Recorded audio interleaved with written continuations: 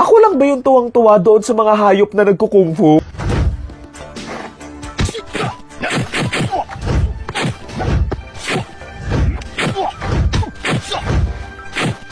Bilang isang taong gustong-gusto yung mga movies nila Jackie Chan, nila Jet Li, nung kabataan nga nila, sobrang tawang-tawa ako dito. Dagdag mo pang happy feel ko yung mga aso, mga pusa, and seeing them na nagkukung fu, sobrang nakakatawa lang, alam mo yun.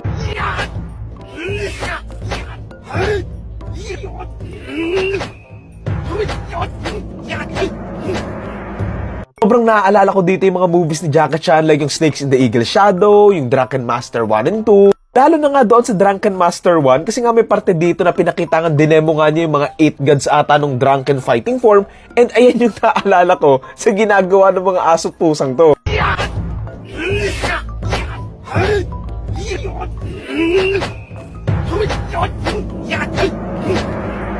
Nakakatawa siya para sa akin kasi nga nung bata ako, tinry ko talagang kabisaduhin and gawin yung mga moves na ganyan, yung mga gumaganyan.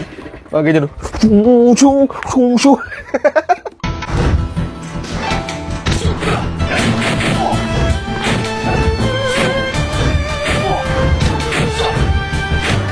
Mas nakakatawa pa sa mga ganito, yung giggle sa mukha ng aso't pusa, nakakala mo talaga makikipaglaban eh. Medyo naalala ko nga rin dito yung movies ni Jet Li na Once Upon a Time in China, na ganitong-ganito din, lalo na nga yung mga tugtog nila.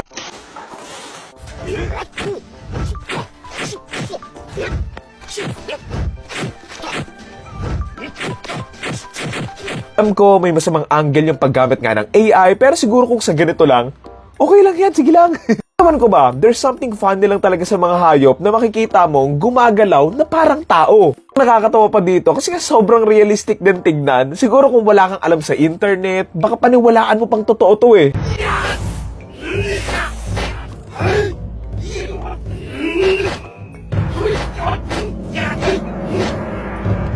Yan pa nga yung nakakatawa sa mga comment section sa mga ganitong video eh. Lagi may nagsasabi ng, is this real?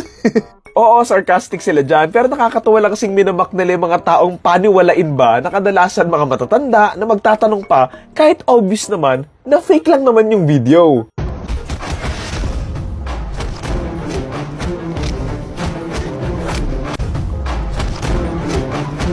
So ayun lang naman, kung may makita pa kayo mga ganitong videos, tag nyo na lang ako para mapanood ko and sumaya naman ako. Lagi pa namang dumadaan yung mga ganitong videos sa FYP ko kapag matutulog na ako. Kaya alam mo yun, wala, lagi tuloy puyat kakatawa. Hello?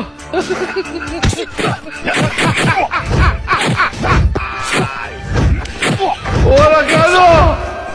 Hello? Sige, ayun lang naman, gumawa pa kayo ng mga ganitong videos para matanong kayo ng mga lola at lolo or mga magulang nyo kung totoo ba to? Ilang. Thank you.